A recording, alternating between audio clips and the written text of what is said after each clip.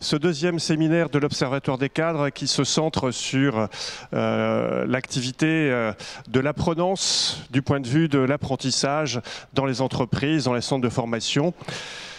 Souvenez-vous, le 19 mars, nous tenions ici même le premier séminaire sur le sujet en nous appuyant sur les travaux d'Olivia Folly, qui est membre de l'Observatoire des cadres, comme moi-même, Laurent Mailleux, je le suis, et nous avons piloté un groupe de travail au sein de l'Observatoire des cadres sur les bases des travaux qu'Olivia avait menés en termes de retour d'expérience sur 5 années de pratique d'accompagnement d'apprentis consultants au CELSA.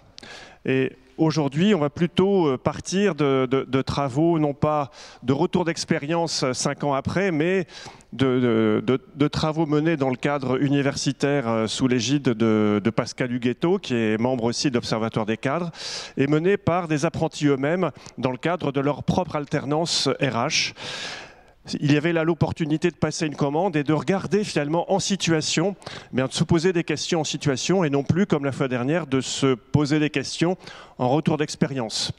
Il y a le 19 mars, nous avions ainsi un certain nombre de retours d'expérience, de maîtres d'apprentissage, d'entreprises impliquées, fortement impliquées sur les chantiers d'alternance, mais également aussi un retour longitudinal proposé par le CEREC sur l'évolution sur 20 ans, 30 ans de la pratique de l'apprentissage, notamment dans le monde de l'enseignement supérieur, puisque on a assisté ces dernières années à un boom, on va dire, de l'apprentissage Bac+3 et davantage.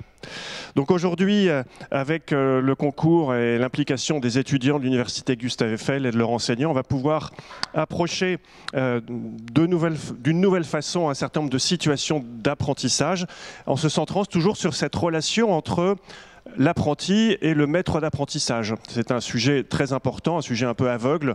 Souvent, on a parlé de l'apprentissage du point de vue des CFA, mais pas tellement finalement du point de vue de la pratique dans les entreprises. Sans donner de résultats sur l'étude d'aujourd'hui, je voulais signaler qu'en fin de journée, c'est le hasard des calendriers, à 17h30, la Confédération CFDT organise un webinaire pour présenter les résultats d'un sondage auprès de plus d'1 millier d'apprentis. Et il sera bien sûr question des relations entre les maîtres d'apprentissage et les apprentis, là, du point de vue des apprentis de tous les niveaux, mais sur le panel du millier d'apprentis qui ont répondu, il y en a près de 40% qui sont apprentis dans l'enseignement supérieur. Donc ce sera intéressant de croiser un peu les observations, mais je ne peux pas me permettre de vous dévoiler les résultats de cette enquête. Voilà. Donc je nous souhaite à tous une belle matinée sous l'égide de l'Observatoire des cadres et du management. Je vais passer la parole à Bruno Tricotet qui va animer cette premier temps de restitution. Donc bonne matinée à toutes et à tous, et puis rendez-vous à la fin pour les conclusions qui seront portées par Anne-Florence Quintin, qui est la déléguée générale de notre Observatoire des cadres et du management. J'en profite pour saluer celles et ceux qui nous suivent à distance ce matin. Donc bonne journée à tous et à très bientôt.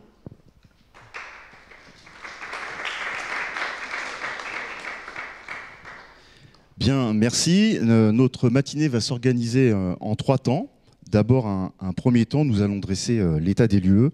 On entend beaucoup dire que les générations dans le travail auraient du mal à se parler et à se comprendre. Mais au fond, est-ce tout simplement le cas et comment ? Et peut-on dire que les générations cohabitent si difficilement que cela au travail? On dressera l'état des lieux à la fois en vous proposant quelques rapides points de repère dans les recherches et en nous appuyant sur la petite recherche que nous avons menée nous-mêmes. Alors cette recherche ne se veut pas de grande ampleur, mais elle a tenté d'approcher le phénomène dans un cas précis, celui qui nous est le plus proche, à savoir les situations d'alternance dans l'enseignement supérieur et les rapports entre générations auxquelles cela peut donner lieu. Justement, parce qu'il nous a semblé qu'il y avait des attentes vis-à-vis d'un éclairage sur l'alternance. Dans un deuxième temps, on approfondira ce que veut dire pour les jeunes générations de se confronter au travail, de l'éprouver, de faire l'expérience de ces réalités et réajuster, ou non d'ailleurs, les aspirations à l'égard du travail. Et surtout comment le dialogue entre tuteurs, tutrices et alternants se fait autour des situations d'apprentissage. Et puis enfin, après la pause, nous aurons une table ronde dans laquelle nos invités pourront débattre de ce qu'ils auront entendu durant la matinée, peut-être nous aider à en faire la synthèse et peut-être aussi nous projeter vers de nouvelles questions. Si ce programme vous convient, sans plus attendre, nous ouvrons le premier temps de ce séminaire pour dresser l'état des lieux, les idées communes, les constats et les débats des chercheurs à leur sujet. Avant cela, il n'est pas inutile de vous dire à la fois qui nous sommes et quel type de séminaire un peu particulier vis-à-vis de ceux que l'Observatoire des cadres a l'habitude d'organiser, nous avons imaginé ce matin pour l'Observatoire. Alors, tout d'abord, qui sommes-nous? Eh bien, nous sommes un master de sciences sociales. On pourra même dire plus précisément un master de sociologie dont l'idée est de nous former en finissant de développer notre regard de sociologue et l'expertise qui peut être la nôtre. Des sociologues, normalement, ça sait faire des entretiens, des observations, et donc ça sait entendre et voir. Alors, entendre et voir quoi? Eh bien, des positions et des préoccupations d'acteurs, des identités professionnelles, des rapports aux situations de travail, des représentations de ce qu'est ou de ce que devrait être le travail. Finir donc de développer cette compétence de sociologue pour la mettre en œuvre dans des projets au sein de ce que l'on peut appeler le développement des ressources humaines, à savoir la formation et les compétences, la qualité de vie au travail et l'accompagnement des changements, toutes ces choses. En faisant cela, nous le faisons durant la deuxième année de notre master en alternance, en entreprise, dans des services RH, aussi bien dans les grandes entreprises, et même très souvent, mais aussi des collectivités locales et des structures de taille intermédiaire. C'est un master que nous appelons généralement par son petit nom, qui date de l'époque où il a été créé il y a de ça 25 ans, et où il s'appelait Management par les compétences et l'organisation, ce qui donne MACOR, et qu'on appelle toujours MACOR, mais désormais pour Master Conduite du Changement et Sociologie des ressources humaines. Personnellement, je suis Bruno Tricotet, je suis DRH adjoint au sein d'une collectivité, cadre depuis quelques années maintenant, et je suis en formation continue au sein du Master MACOR. Alors ce séminaire, il est issu de l'envie qu'avait exprimé le conseil scientifique de l'Observatoire de travailler sur le rapport des jeunes au travail et les relations entre les générations. C'est une réponse à cette demande que nous vous proposons ce matin. Comment? Eh bien, nous sommes allés enquêter, au fond, pas très loin de chez nous, tout simplement auprès des anciens de notre master, qui étaient à notre place en alternance il y a de ça 1, 2 ou 3 ans, ainsi qu'auprès des anciens maîtres d'apprentissage. Et puis, nous avons complété en allant voir des jeunes actuellement en alternance. Et comme nous n'allions pas nous interroger nous-mêmes, encore une fois, nous ne sommes pas allés bien loin et nous avons interrogé nos camarades des promotions actuelles du master de sciences sociales de notre université qui porte sur la communication. Peut-être faut-il vous préciser également que nous avions simultanément un autre travail à réaliser, un travail collectif, à savoir esquisser un référentiel de compétences pour notre propre master. Ce que nous avons fait en réalisant des économies d'échelle entre les deux, en faisant d'une pierre deux coups, c'est-à-dire en utilisant les mêmes matériaux. Donc nous nous sommes beaucoup intéressés aux compétences attendues et aux compétences mises en œuvre dans les situations d'alternance. Pour cela, nous avons réalisé des entretiens avec 9 alternants actuels, 9 anciens étudiants alternants et 9 tuteurs ou tutrices, souvent, mais pas systématiquement, des personnes qui avaient été les tuteurs ou tutrices des anciens alternants interviewés. Tous ces gens-là, nous les avons interrogés sur leur activité, sur les exigences auxquelles les jeunes alternants doivent répondre dans les situations professionnelles qui sont les leurs, sur leur représentation du travail et sur le fait de savoir finalement s'ils pensent qu'il y a ou non un clivage, en tout cas des différences entre générations à ce sujet. Donc ce sont les résultats de ce travail d'enquête que nous vous proposons ce matin et des échanges autour de cela avec nos invités, dont certains sont tout bonnement quelques-uns de nos interviewés, mais pas seulement. Notre point de départ, ce sont les représentations communes. Vous les connaissez aussi bien que nous. Les jeunes sont souvent suspectés d'être individualistes, d'avoir un rapport à l'entreprise distant, d'exprimer des formes d'impatience, par exemple, en comprenant difficilement les déroulements de carrière qui prennent du temps. Ils se lasseraient vite, ils auraient rapidement le sentiment d'avoir fait le tour des choses, là où les plus anciens, autour d'eux, en revanche, estimeraient qu'ils ne les ont saisis qu'en surface. Par ailleurs, ils auraient moins la valeur travail que leurs aînés, etc. À côté de cela, il y a des propos qui nous invitent à la prudence, à ne pas caricaturer les jeunes. Je ne sais pas si notre matinée va pouvoir complètement dépasser ce débat. En tout cas, le but est qu'on mette davantage d'exemples concrets, qu'on visualise davantage les situations, qu'on les comprenne, bien entendu, et pour ressortir de cette matinée avec peut-être d'autres questions, éventuellement plus praticables ou plus utiles sur ce sujet. Avant d'aller plus loin, je vais vous présenter qui sont les participants de ce premier temps de séminaire autour de moi. Nous avons voulu donner un aperçu de la façon dont de jeunes professionnels peuvent se représenter le travail, son idéal et ses enjeux, et je commencerai par leur donner la parole. Nous avons invité pour cela deux de nos interviewés. Ils ont tous les deux été alternants dans le cadre de notre master Macor. Tout d'abord, Mélane Mourouvin, il est aujourd'hui chargé de mission GPEC dans un établissement d'enseignement supérieur et de recherche, AgroParisTech. Il a été alternant en 2022-2023 au ministère de la Santé, où il s'est particulièrement occupé des missions de qualité de vie au travail, de santé et de sécurité au travail. Donc il nous racontera cela tout à l'heure.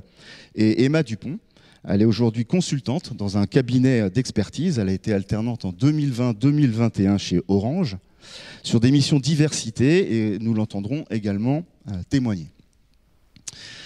Nous avons aussi voulu entendre s'exprimer les voix des tuteurs et tutrices, et nous avons invité pour cela Bathilde Basilic, responsable pôle RH chez Storengy. Elle a aussi été étudiante de notre master. Rassurez-vous, ce n'est pas pour rester entre nous que nous l'avons fait venir, c'est vraiment parce qu'elle a des choses vraiment passionnantes à nous dire, à la fois sur son idée du rapport entre les générations et sur la gestion des situations d'apprentissage durant l'alternance. Elle restera fort aimablement avec nous dans la séquence suivante, car elle sera loin d'avoir épuisé tout ce qu'elle a à nous dire, et je le remercie dès maintenant. Et se trouve également présente à notre table Audrey Peterman, de la promotion actuelle du master, et à qui va incomber la lourde tâche de planter les éléments de décor. Au fond, qu'est-ce qu'on dit habituellement dans les travaux des chercheurs de la question qui nous intéresse ce matin? Est-ce qu'on est d'accord avec les représentations courantes du rapport des jeunes au travail, ou est-ce qu'il y a débat?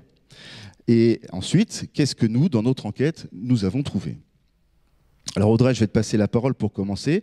On entend beaucoup de choses en entreprise depuis plusieurs années sur les conflits de génération.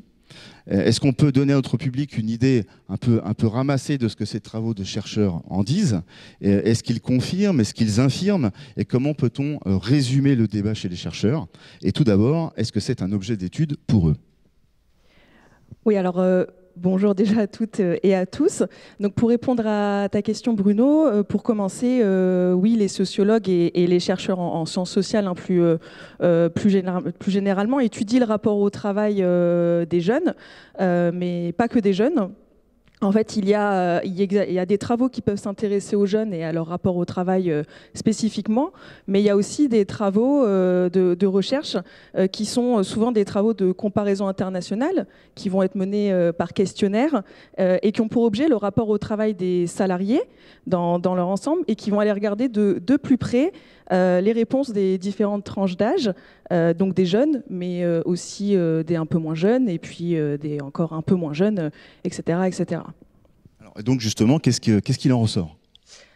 Comme beaucoup de travaux en sciences sociales, il en ressort du débat. Du débat, c'est-à-dire le fait qu'il n'y a pas ce que la science dit stricto sensu, mais des réponses qui sont nuancées et contrastées. Si je veux le prendre globalement, en fait, les chercheurs en sciences sociales, d'une façon générale, ils invitent à la prudence. Ils invitent à la prudence de diverses façons. Souvent, c'est pour dire attention, les générations X, les générations Y, les générations Z, tout ça, c'est un peu des catégories qui peuvent être englobantes et qu'on va se donner. Mais est-ce que les jeunes existent en tant que tels, réellement?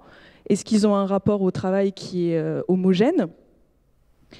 Est-ce que c'est lié au fait qu'ils appartiennent à une génération, et donc ça veut dire que l'histoire dans laquelle ils ont baigné va leur donner une coloration un peu commune, ou est-ce que c'est d'abord leur âge? Et dans ce cas, ils n'auront pas le même âge toute leur vie, donc peut-être dans 10 ans, dans 20 ans, leur attitude va changer, ils penseront et agiront autrement. Ou encore, est-ce que des attitudes que l'on prête aux jeunes sont leur propriété exclusive? Donc, à côté de ça, je veux quand même insister sur le fait que parfois les travaux sociologiques vont participer à nourrir l'hypothèse que malgré tout il y aurait des spécificités chez les jeunes. Donc ce sont des travaux qui ont eux-mêmes pu avancer l'hypothèse qu'il y aurait chez les jeunes des spécificités, donc parmi lesquelles un engagement parfois soutenu mais une attente exacerbée de voir leur subjectivité pleinement mobilisée, de l'exigence de ressentir du plaisir dans le travail, ou parfois une certaine démotivation ou un rapport un peu distant, nomade à l'entreprise, ou un travail encore perçu comme un instrument, un moyen. Tu disais globalement que les chercheurs invitent à la prudence. Oui, alors ils sont même, je dirais qu'ils sont même réticents face à ce que ça représente comme tendance à homogénéiser des classes d'âge, les jeunes versus les moins jeunes, à en faire des catégories homogènes alors qu'elles sont traversées par une réelle diversité. Mais aussi, en fait, on a des résultats d'enquête qui ont été faits par questionnaire qui ne confirment pas réellement que les jeunes auraient un rapport différent au travail que les autres tranches d'âge. Par exemple, ces enquêtes quantitatives, elles ne viennent pas du tout confirmer que les jeunes n'auraient pas la valeur travail. Elles montrent plutôt que le travail occupe une place importante pour les jeunes, mais pas la place unique. Il y a des sociologues, donc comme Dominique Méda et Patricia Vendramin, qui disent, et je reprends leur expression, que les jeunes sont porteurs d'une conception polycentrique de l'existence. Donc ça signifie que leur vie et leur identité sont organisées autour de plusieurs sphères, qui est la sphère travail, la sphère famille, la sphère loisirs, etc., qui viennent former un tout, en fait. Donc le travail est important, mais la famille est importante et les loisirs sont importants, etc. Donc, des travaux en fait comme ceux-là, ils nous demandent de penser la complexité vraiment du rapport au travail.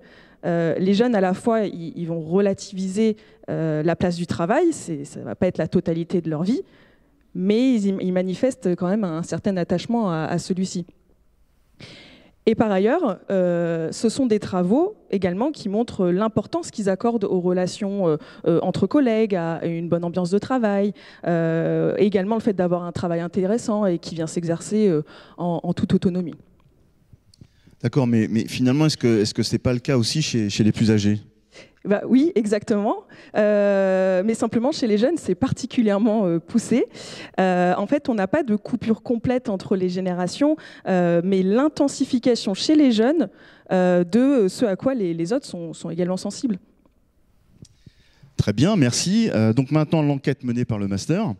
Le master ne peut pas, peut-être pas complètement révolutionner ses résultats, mais qu'est-ce qui est ressorti justement comme résultat sur cette enquête menée, je le rappelle, auprès d'étudiants actuels en alternance, du master des sciences sociales qui se consacre à la communication et du master MACOR, qui est un master de sciences sociales qui porte sur le développement RH, avec des anciens étudiants et alternants qui ont été interviewés, ainsi que leurs maîtres d'apprentissage. Ouais, alors d'abord, en effet, c'est bien d'insister sur la population sur laquelle nous sommes concentrés. Je dis ça parce que parmi les éléments de prudence des sociologues, il y a l'idée que souvent, plutôt qu'être unis par la génération à laquelle ils appartiennent, les jeunes vont surtout différer par leur classe sociale d'origine, leur niveau de diplôme, leur métier et leur insertion dans l'emploi qui peut passer par plus ou moins de précarité. Et notre population, donc ça ne va pas être des jeunes peu diplômés qui sont particulièrement confrontés à cette insertion difficile. C'est pas non plus des jeunes de grandes écoles d'ingénieurs ou de commerce qui ont beaucoup polarisé le débat ces dernières années autour de leurs préoccupations. Par exemple, est-ce qu'il faut continuer d'accepter en sortie d'école des gros postes rémunérateurs avec de grandes carrières, de grandes responsabilités dans des grands groupes, ou est-ce qu'il faut aller bifurquer en faisant valoir l'urgence climatique et dénoncer ces employeurs. Donc, la population qui a été étudiée, ce sont des étudiants de master de l'université. C'est un peu intermédiaire. Et donc, ces interviewés, est-ce qu'ils confirment les stéréotypes ou non ? Alors, on va retrouver parfois de façon un peu idéal typique ce qu'on lit ou on entend, par exemple sur les attentes à l'égard du travail. On nous dit que le travail devrait être un lieu où je m'épanouis, où on me fait confiance, c'est-à-dire qu'on ne va pas contrôler en permanence si j'ai bien fait ce qui m'était demandé. Mais on entend aussi que le travail, c'est pas toute ma vie. Notamment, un point frappant, c'est le fait que beaucoup vont regarder les plus anciens et s'étonner d'abord d'une chose, les dépassements d'horaires ou les horaires excessifs, c'est revenu plusieurs fois. Il y a parfois des marques d'étonnement qui sont appuyées sur l'engagement que les plus anciens mettent dans leur travail en acceptant des horaires que les plus jeunes ne veulent pas avoir à supporter pour leur part. Pour certains, en fait, ça va pas être leur problème d'absorber la charge de travail, mais plutôt celui de l'employeur. On nous a aussi parlé des expériences de proches ou de soi-même qui auraient connu un burn-out, d'où l'idée de « je ne veux pas en arriver là ». Cette approche, elle est systématique ? Non, bien sûr que non. Je disais qu'il y avait pas mal de contrastes et de nuances. Pour prendre de nouveau en fait, ce point de dépassement d'horaire, on a des jeunes professionnels qui eux-mêmes estiment que le travail à effectuer, étant ce qu'il est, ils s'estiment tenus de le faire. Et d'y faire face, quitte à travailler tard le soir ou le week-end. Ils répondent en fait de la même manière que les autres sur le fait de vouloir avoir du travail qui a du sens, qu'on leur fasse confiance, que l'ambiance de travail soit agréable et responsabilisante et même avoir un équilibre vie pro, vie perso. Mais pour ces jeunes professionnels, ce n'est pas des sacrifices qui vont juger inacceptables. Et en fait, on retrouve à cet égard dans nos entretiens deux grands groupes.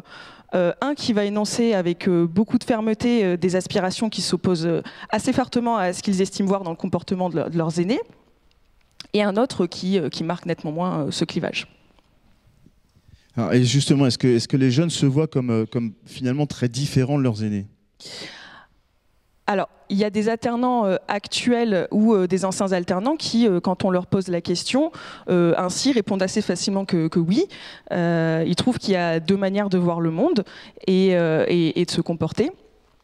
Mais à côté de cela, on en a beaucoup qui disent que, à leurs yeux, c'est pas trop la question, c'est pas vraiment la question, que ce serait plus une question de personne ou de personnalité ou de situation, voilà, que même d'ailleurs ne se comporteraient pas de la même manière suivant la situation. Par exemple, s'ils sont pas trop engagés dans leur cadre actuel, qui jugent, admettons, trop contrôlant ou infantilisant, s'ils étaient amenés à travailler dans un tout autre climat, ils donneraient plus d'eux-mêmes et ils seraient prêts à ce moment-là à plus de concessions. On voit surtout en fait que le problème que ces jeunes peuvent poser à leur employeur, c'est qu'ils expriment assez fermement qu'il y a des situations où ils feront pas de concessions et que c'est à l'entreprise de s'ajuster. Avec un management qui va être plus assis sur la confiance et une charge de travail plus équilibrée. Ce qui est remarquable aussi, par ailleurs, c'est que les tuteurs et les tutrices, eux aussi, se partagent entre ceux qui disent qu'ils voient une différence et ceux qui ont tendance à dire que cela ne leur paraît pas évident et que là encore, ça va être une question de personne, d'origine, de métier, etc. Et enfin, un point qui est difficile à établir totalement, mais on a l'impression que dans les entretiens avec nos camarades étudiants en communication, revient plus facilement la question que certains se posent du sens d'un rapport engagé de leur part au travail, quand ce travail leur apparaît bullshit, pas très utile, un peu superficiel. Il leur semble pas très utile en fait parfois sur du court terme, sur le moment, typiquement le tweet que 4 personnes vont lire, je pense qu'il peut bien attendre lundi, je suis pas obligée de le terminer vendredi, ou parfois il leur semble pas très utile vraiment sur du plus long terme, c'est-à-dire qu'il y en a qui nous ont dit qu'ils pouvaient pas vraiment se projeter dans cet avenir professionnel à l'horizon de 10 à 20 ans. Et alors après, chez ces étudiants qui sont parfois plus jeunes, qui sont en Master 1, qui ont à peu près 22 ans en moyenne, ils sont dans une toute première confrontation au monde professionnel. Et on trouve quand même dans leurs témoignages des positions qui ne sont pas sans contradiction à première vue. Typiquement, par exemple, on nous a dit « je ne veux pas de ce qui m'impose trop de contraintes pénibles et notamment je ne veux pas de responsabilité à l'avenir ». Mais si on me demande comment je me vois dans 10 ou 20 ans, j'évoque la possibilité d'être DIRCOM. En effet. Alors, tu as brièvement évoqué les tuteurs, hein, et les tutrices. Rapidement, dernière question à leur sujet. Alors, qu'est-ce que vous avez appris? Là aussi, donc, les témoignages se partagent, hein, je le disais, entre des maîtres d'apprentissage qui peuvent considérer qu'ils ont à gérer vraiment des attitudes au travail qui trahissent une certaine opposition entre les générations, et d'autres qui estiment qu'ils ne constatent rien de tel. En fait, c'est assez délicat de conclure à l'issue des entretiens avec les jeunes et les maîtres d'apprentissage, parce qu'il y a vraiment une coexistence de deux façons de poser les problèmes, soit en identifiant des comportements spécifiques, soit en les relativisant. Merci Audrey. Ce que je propose, c'est qu'on se tourne sans plus attendre vers certains de nos interviewés qui ont gentiment donc, accepté de faire partie de nos intervenants aujourd'hui, et qu'on les laisse directement parler au lieu de le faire à leur place. Mélane Mourouvin, merci tout d'abord d'avoir accepté de faire partie de nos intervenants. Vous êtes l'un des anciens étudiants du Master Macor, aujourd'hui en emploi. Est-ce que je peux vous demander de vous présenter succinctement en nous disant où vous exercez aujourd'hui et ce que vous y faites, et nous dire par ailleurs 2 mots également sur l'alternance que vous avez réalisée. Bonjour à tous, encore merci pour l'invitation. Donc, je suis Mélane Mourouvin. Actuellement, j'occupe la fonction de chargé de mission GPEC au sein d'AgroParisTech. Donc, c'est un établissement d'enseignement supérieur de recherche qui est sous la tutelle directe du ministère de l'Agriculture. Donc, je suis issu du Master Macor que j'ai obtenu l'année dernière. Et durant ma dernière année de Master, j'étais donc chargé de mission QVT-SST à la DRH du ministère de la Santé. Là-bas, j'ai donc notamment participé à la refonte de la newsletter de prévention. J'ai accompagné les directions aux opérations de déménagement auprès notamment des assistants de prévention. Et j'ai également organisé certains événements annuels qui étaient liés à la QVT, comme la Journée mondiale de la santé et sécurité au travail et la Semaine pour la qualité de vie au travail. Alors, quand on vous demande comment vous concevez le travail, quelles sont vos aspirations, comment est-ce que vous résumeriez cela, je crois que vous faites partie de ceux qui disent, de votre point de vue, qu'il est interdit que le boulot soit prise de tête, entre guillemets. Oui, c'est ça, dans le sens, pour moi, je pense que le plus important avec le travail, c'est qu'on trouve déjà quelque chose qui corresponde à nos inspirations, que ce soit quelque chose qui nous plaise. Mais quand c'est dans le sens où ça ne doit pas être une prise de tête, c'est dans le sens où quand on se lève le matin et qu'on va au travail, on n'a pas du tout ce sentiment de stress et cette boule au ventre de se dire « Ah non, il faut que je retourne, non, il faut que je fasse ceci, il faut que je fasse cela ».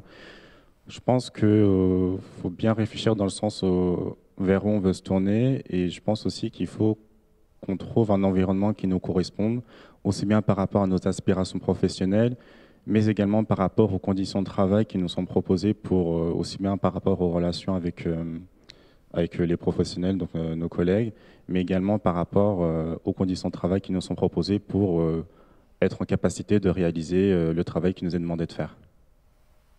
Donc, en somme, le point d'équilibre entre les valeurs qui sont les vôtres et l'environnement de travail dans lequel on trouve nécessairement les relations de travail avec les collègues. Oui, absolument. Mais finalement, vous diriez quoi? Alors, le travail, c'est un moyen, ce n'est qu'un moyen, au bénéfice de quoi, finalement? Est-ce que cela empêche que vous soyez attaché à ce que le travail soit bien fait?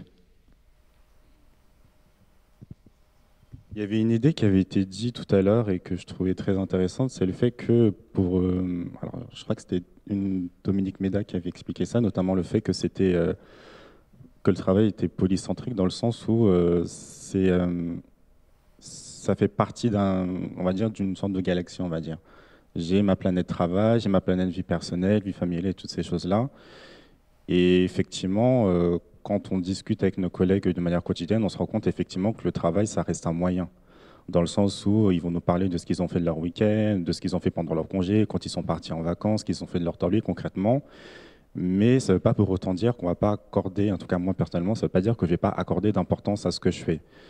J'aime, quand on me donne quelque chose à faire, j'aime qu'il soit fait correctement, et j'aime aussi qu'on me donne la capacité de le faire correctement, c'est-à-dire en m'expliquant concrètement ce qu'on attend de moi, de quelle manière je vais devoir travailler, avec qui et quels sont justement les délais impartis auxquels je dois rendre ce qu'on me demande de faire. Donc oui, pour moi, ça reste quand même un moyen parce que j'aime bien pouvoir profiter de mon temps libre pour sortir, m'acheter des livres, aller à des concerts.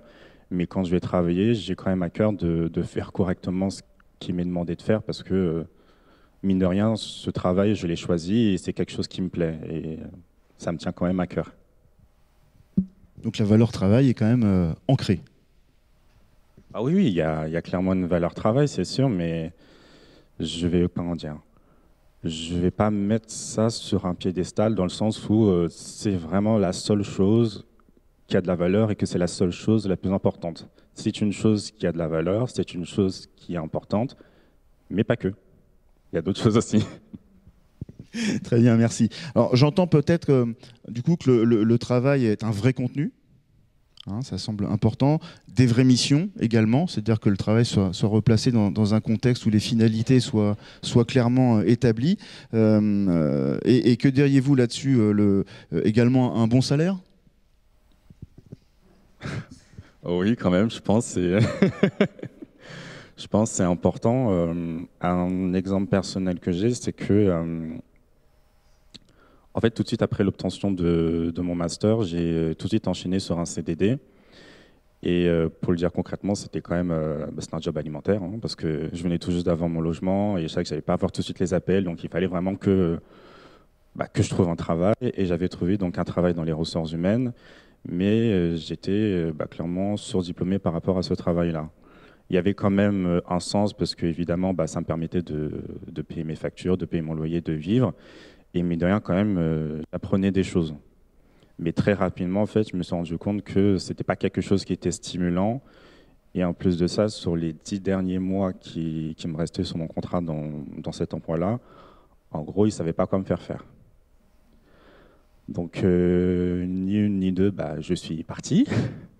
Donc, je suis parti donc, dans le poste que j'occupe actuellement, parce qu'au-delà même du fait qu'il soit mieux rémunéré, on va pas se mentir, hein, c'est quand même un travail qui a beaucoup plus de sens pour moi, qui est beaucoup plus stimulant, où je peux vraiment m'épanouir professionnellement, découvrir de nouvelles choses et où j'ai tout le temps des choses à faire.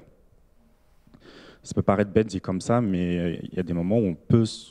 Dans mon poste précédent, en fait, il y avait des moments où je m'ennuyais parce qu'en fait, je n'avais rien à faire.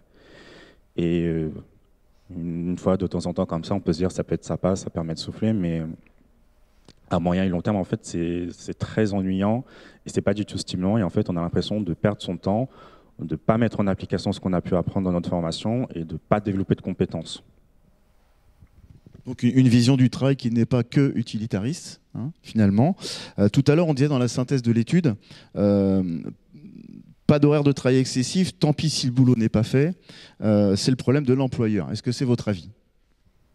Oui, absolument. Je pense que... comment dire? Je pense que c'est effectivement, je pars du principe que ça reste quand même à l'employeur avant tout de nous donner les capacités de réaliser notre travail correctement et dans le temps qui nous est imparti. Je repense également, quand j'étais aussi étudiant en Master Macor, en première année, on avait eu un cours qui s'appelait le numérique en entreprise. Et on avait fait un devoir justement sur le rapport, comment l'articulation entre la parentalité pour les femmes et le télétravail. Et parmi le panel de personnes qu'on avait interrogées avec mes camarades, j'avais pu interroger une personne qui vit et qui travaille aux Pays-Bas. Et quand je lui ai demandé justement si elle voyait une différence entre le fait de travailler aux Pays-Bas et le fait de travailler en France, elle avait notamment mis en avant le fait que le présentéisme, c'était mal vu, le fait d'être là pour être là, c'était pas forcément très pertinent. Et le fait aussi de faire des heures supplémentaires, c'était également mal vu, parce qu'en fait, ça pouvait être symptomatique de plusieurs choses. Soit c'était le salarié qui était entre guillemets pas compétent, qui avait besoin de plus de temps que les autres pour faire son travail, soit c'était justement l'organisation, donc l'entreprise, qui ne donnait pas la capacité aux salariés de pouvoir respecter leurs heures.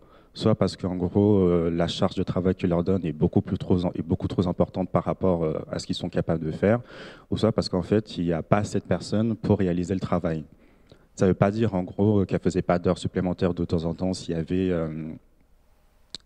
un gros événement ou un gros projet à organiser, mais si c'était quelque chose qui était beaucoup trop récurrent, c'était quelque chose de symptomatique.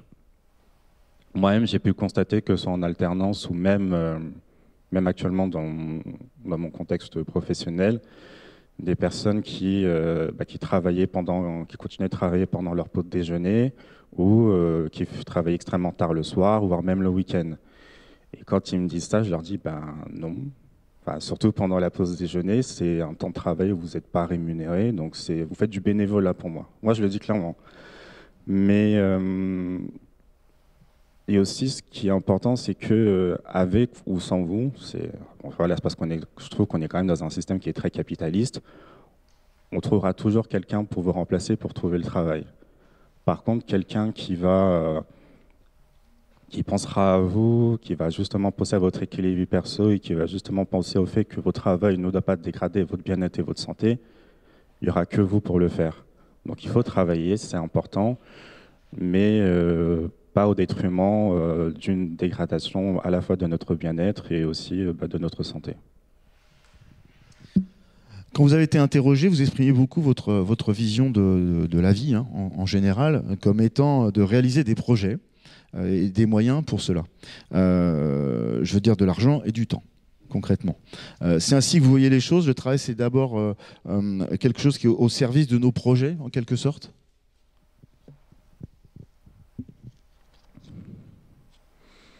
Oui et non, dans le sens où, oui quand même, parce que on est dans une société, bon, ça peut paraître très philosophique ce que je veux dire, mais quand même dans une société ou dans un système et dans un modèle économique qui fait que si on veut vivre, il faut travailler. Si on veut s'atteindre justement les moyens de bien vivre, de réaliser des objectifs très personnels comme faire ses loisirs ou voyager, on a forcément besoin d'argent. Si j'accordais pas tant que ça de valeur au travail, j'aurais pu prendre un job entre guillemets facile. Bon, c'est très caricatural ce que je veux dire. J'aurais pu prendre un job facile, travailler sur des horaires de nuit pour être sûr d'être rémunéré double et comme ça d'avoir suffisamment d'argent pour réaliser ce que je vais faire de mon temps de vie perso. Sauf que je me dis, quitte à être entre guillemets obligé de travailler, autant que ce soit quelque chose qui corresponde à ce que j'aime, qui corresponde aux études que j'ai fait, à ce à quoi mes études m'ont préparé pour entrer sur le marché du travail. Et même si effectivement je le considère vraiment comme un moyen de réaliser ce que je fais dans mon point de vue perso, j'ai quand même pris le temps de faire une licence, de faire un master, d'avoir toute une réflexion extrêmement nourrie sur ce que je vais faire, ce que je vais étudier, dans quel secteur professionnel je vais évoluer, dans quel type de métier je vais évoluer. Parce que mine de rien, ça reste un peu incertain à voir les résultats des élections législatives, mais a priori, on est plutôt sur la retraite à 64 ans, donc quitte à travailler autant de temps, autant quand même que ce soit dans un milieu professionnel qui nous plaît et qui nous permet justement d'évoluer et que ça reste quelque chose de stimulant d'un point de vue professionnel. Merci Mélane pour votre témoignage. Je me tourne maintenant vers Emma Dupont. Emma, également un grand merci de vous être libérée, d'autant que je crois que vous ne manquez pas d'occupation dans votre emploi et que vous me semblez justement illustrer ces jeunes professionnels qui n'entraient pas en opposition frontale avec cette notion de dépassement d'horaire dont nous avons parlé. Avant de faire partie de notre panel d'interviewés, vous étiez venu témoigner devant les étudiants du master. Et le moins qu'on puisse dire, c'est que vous ne leur aviez pas caché et leur exposé la notion d'amplitude horaire et la charge de travail qui est la vôtre. Alors, si vous le permettez, juste avant de vous donner la parole, j'aimerais qu'on glisse dans nos échanges cette diapositive qui va arriver derrière moi et que nous avons conçu à partir des entretiens que nous avons réalisés parce que nous avons un écho ou plutôt un contrepoint au thème que Mélane a développé auprès de nous sur les horaires de travail excessifs et son analyse, selon laquelle c'est plus à l'employeur de balayer devant sa porte qu'aux salariés de devoir assumer des horaires excessifs. Dans cette diapositive, l'une de nos interviewées, qui est une ancienne alternante et qui est aujourd'hui responsable recrutement et développement d'un CFA d'entreprise, nous disait ceci. Je suis en totale autonomie pour gérer mes recrutements. Moi, j'apprécie de travailler dans cet environnement-là. dans un contexte où, alors que nous étions initialement 4, je me suis retrouvé seul, et ce qui est difficile, c'est de gérer la charge de travail. Là, voilà, j'ai pas eu de week-end depuis pas loin d'un mois, je suis dans ma 3e semaine de 6 jours. Bon, on retrouve cet attrait des situations de travail où l'on se sent à la fois maître de ce que l'on fait et de la manière de le faire. Et ici, on a quelqu'un, dans cette partie de l'entretien et ailleurs, qui ne met pas cela en balance avec la charge de travail. Mais semble, sinon se réjouir du moins, accepter de jouer le jeu, entre guillemets, au moins pour un temps, de la contrainte d'effectifs et de la charge de travail qui se répercute sur elle. Elle poursuit. En termes de rapport entre les générations, j'ai vraiment travaillé avec des personnes de tout âge, des personnes qui pouvaient être mes parents, et ça se passait très bien. Et des personnes avec qui on n'était pas si éloignés, on avait moins de 10 ans d'écart. Et pareil, ça se passait très bien. Moi, ma collègue avec laquelle je m'entends le mieux, ça pourrait être ma mère. Donc non, c'est plutôt dû à la personnalité, je pense. Donc vous voyez cette réponse que nous avons eue aussi chez plusieurs de nos interviewés, aussi bien jeunes professionnels que tuteurs, que dans le fond, les différences de comportement, selon les générations, ne leur sautent pas véritablement aux yeux, mais à la limite, plutôt des différences de personnalité qu'on observe dans toutes les générations, finalement. Cette jeune personne, qu'est-ce qu'elle attend du travail ? Eh bien, elle nous l'expose dans la diapo suivante. Qu'est-ce que j'attends de mon travail ? D'être stimulé, d'être dans un environnement bienveillant, d'avoir de l'autonomie, des responsabilités, mon périmètre d'action, et qu'en fait, je fasse ma vie, quoi. Des attentes qu'on constate chez beaucoup de nos interviewés, par ailleurs, mais aussi cette remarque qui pointe la différence de perception de sa part avec d'autres attitudes dans sa propre génération, qu'elle nous expose ici. Autour de moi, j'ai mes parents ou les générations de mes parents où l'idée, c'est de s'impliquer à fond dans le travail. En mode, de quoi tu te plains de toute façon, faut y aller, faut le faire. Mais moi, j'ai plusieurs amis autour de moi pour qui le travail, ça passe complètement au second plan, qui sont partis voyager pendant 1 an et qui, là, débarquent et qui disent « Bon, on va voir où la vie me mène ». Voilà, je reviens vers vous, Emma. Est-ce que vous pouvez commencer, comme Mélane, par nous dire 2 mots sur vous, dans votre emploi actuel et votre alternance passée ? Donc, bonjour à tous, merci pour l'invitation. Donc, je suis Emma Dupont. J'ai effectué une alternance donc, en 2e année de Master Macor donc, chez Orange en diversité et inclusion. Les principales missions que j'avais, c'était surtout faire de la sensibilisation et de la formation sur les questions donc, de diversité et d'inclusion. C'était une année aussi particulière puisque c'était l'année du Covid, qu'il faut avoir en tête parce que leur rapport à l'alternance n'était aussi pas la même, puisqu'on était chez soi. Et donc, il y avait un gros travail de sensibilisation à effectuer en fait, sur la formation à distance. Et après ce master, j'ai intégré donc un cabinet d'expertise où je mène des expertises sur les conditions de travail et la santé des salariés au sein d'entreprises, notamment dans l'industrie agroalimentaire, depuis 3 ans. Bien, merci. Même question qu'à Mélane, au fond, comment vous pourriez résumer finalement ce que vous attendez du travail ? Je dirais que ça dépend de beaucoup de choses. Je dirais que ça dépend des périodes de l'année. Il y a des moments où je vais avoir un besoin d'avoir un équilibre professionnel et personnel très important. Je vais vouloir terminer plus tôt, avoir un bon équilibre, avoir du temps pour des passions, des activités, du sport. Et à d'autres moments, dans des périodes où on a moins le temps, où on est pris par des missions, avec beaucoup de challenges personnels, personnels professionnels, j'ai pas d'inquiétude pour du coup travailler un peu plus. Donc je dirais que mes aspirations, en fait, elles évoluent tout au long là, de mes 3 années dans ma vie professionnelle. Après le master, j'avais vraiment envie d'avoir du temps le soir pour ne plus faire mes devoirs. Après, il y a eu la montée en compétences en début de carrière. Et là, donc, il y avait une envie de plein investissement. Et aujourd'hui, je reviens plutôt à avoir un souhait d'équilibre vie professionnelle, vie personnelle plus important, une charge de travail équilibrée qui n'empêche pas des périodes de rush à certains moments. Et un bon salaire. On va revenir quelques instants. Ce qui ressort de votre interview, c'était le contraste entre votre alternance et votre emploi actuel, qui semblait être assez patent. Et on reviendra avec vous plus amplement sur cette alternance dans notre prochaine séquence. Mais est-ce qu'on peut résumer vos attentes à l'égard du travail en disant de l'autonomie et apprendre de nouvelles choses régulièrement ? Et qu'est-ce que vous appelleriez de l'autonomie, finalement, et que recouvre concrètement dans votre emploi le fait d'avoir des occasions de découvrir de nouvelles choses? Est-ce que vous pourriez nous donner des exemples? Oui, donc du coup, oui, un souhait d'autonomie. J'ai connu plutôt des alternances et anciennement, dans ma licence, j'ai fait 3 stages avec un management très présent pendant ces années d'alternance et de stage. Et donc, il y avait un souhait dans le monde professionnel d'avoir énormément d'autonomie tout en étant dans un apprentissage et une montée en compétences.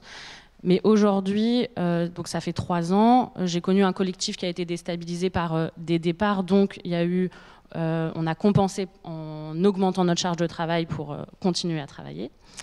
Donc j'ai monté en compétence très rapidement sur ce qu'on me demandait. Et en fait, l'autonomie, je l'ai trouvée par là, c'est-à-dire on m'a permis à des moments donnés, en me mettant un peu devant le fait accompli d'ailleurs, de pouvoir mettre à profit les compétences, les observations que j'avais pu avoir du coup pendant cette montée en compétences. Et en fait, l'autonomie, je l'ai donc à travers ma montée en compétences, et mon travail me permet aussi d'aller ailleurs, c'est-à-dire, donc je fais des expertises dans des entreprises à travers donc des observations, des entretiens et des questionnaires, et donc je développe là depuis 1 an tout un travail sur les questionnaires qui ne m'a été demandé par personne, mais j'ai très envie de le faire. Je l'ai suggéré, on m'a dit que ça pouvait être une bonne idée. On ne me contraint pas là-dessus, je n'ai pas de deadline, c'est un travail que j'ai envie de mener pour moi, et s'il sert pour le travail, il servira pour le travail et j'en serai très contente. Et donc l'autonomie, pour moi, elle passe par là. C'est que j'ai des marges de manœuvre au quotidien pour pouvoir faire ces activités parallèles qui m'intéressent, faire de la lecture sociologique, etc. Donc, et par votre conséquence aussi du travail en plus, du coup.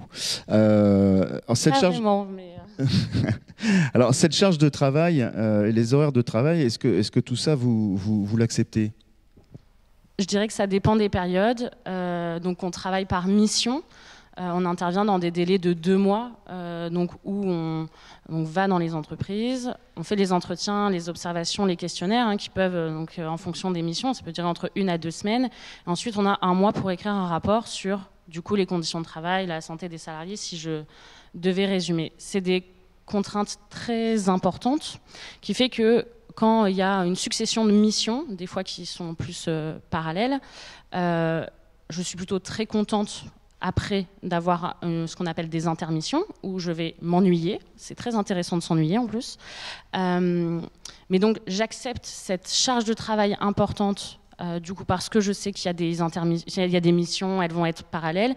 Mais par contre, je sais à un moment donné dire stop, j'ai 3 missions en même temps, ce n'est pas faisable, il faut des moyens supplémentaires. Et du coup, je rejoins ce que tu as dit au tout début de l'échange. Je considère que c'est à l'employeur de me donner les moyens de faire mon travail. Si à un moment donné, on est vendredi, je n'ai pas pu réaliser ce qu'on m'avait demandé, eh ben, on verra lundi. Et ça ne m'embêtera pas ce week-end. Voilà. Est-ce que vous pourriez nous parler de la façon dont vous voyez le fait d'aller peut-être un jour vers des postes à responsabilité? Qu'est-ce que vous avez à nous dire sur ce sujet? Est-ce que c'est un horizon que vous envisagez, que vous souhaitez, ou au contraire, pas du tout? Dans nos entretiens, nous avons eu des personnes qui nous répondaient bon, ok, pour avoir un jour à encadrer une équipe de 10-12 personnes, c'est même intéressant. Ça fait envie. En revanche, devenir DRH, avoir un gros périmètre pour avoir un gros périmètre, pas du tout. Et c'est même plutôt pas du tout un avenir désirable. Que dites-vous sur ces points-là? Eh ben, je suis assez d'accord avec ces propos. Je pense que j'ai un souhait, en effet, d'évoluer, déjà d'essayer de me perfectionner dans les missions qui me sont données aujourd'hui, de monter en compétences, en autonomie. Après, ça m'intéresse pas du tout d'être DRH de plein de personnes. Mais par contre, en effet, ça pourrait être intéressant, à un moment donné, d'arriver à un poste à responsabilité, d'encadrement ou non, si c'est un souhait plutôt d'une petite équipe. Après, voilà, je pense que comme les aspirations évoluent tout au long de la vie, aujourd'hui, je fais un métier avec beaucoup de déplacements, où je suis rarement chez moi. Je sais que potentiellement, à long terme, c'est pas un métier sur lequel... je ferai pas ce métier-là comme je le fais toute ma vie. Je devrais redéfinir un peu mes aspirations en fonction de mes souhaits personnels. Voilà. Donc pas de plan de carrière, comme on dit, préétabli, mais plutôt avancer au fur et à mesure en fonction de votre propre évolution professionnelle, la montée en compétences et puis les opportunités, mais en respectant les étapes, finalement. Exactement. Bien. Merci beaucoup.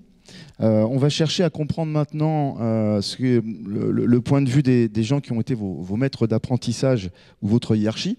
Je n'ose pas dire des aînés ou des anciens, car si je me tourne dans un premier temps vers vous, Bathilde Basilic, vous n'avez pas l'air d'incarner l'âge avancé.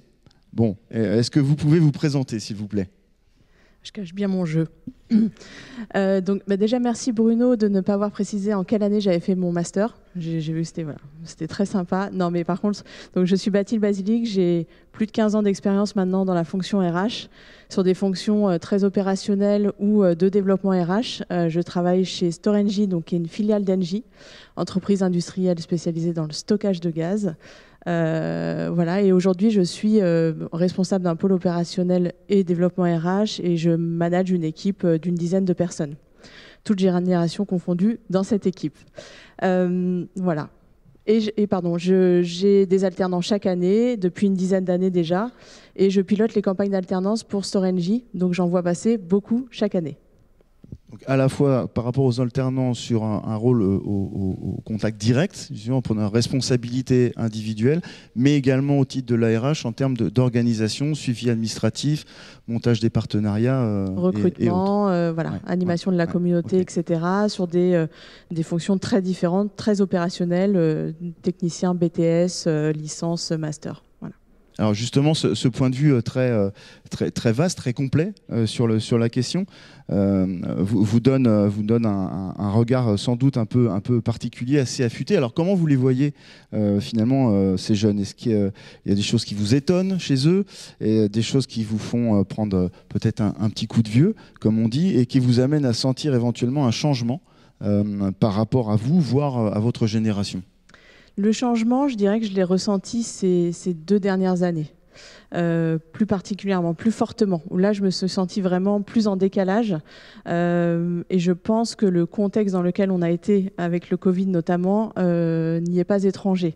On arrive avec une génération qui découvre l'entreprise et qui a fini ses études à distance, qui n'a parfois pas pu faire de stage ou d'alternance, ou qui a fait son stage ou son alternance à distance ou en télétravail la plupart du temps. Donc déjà, le schéma est très très bousculé par rapport à ce qu'on a connu, on est beaucoup moins dans une continuité.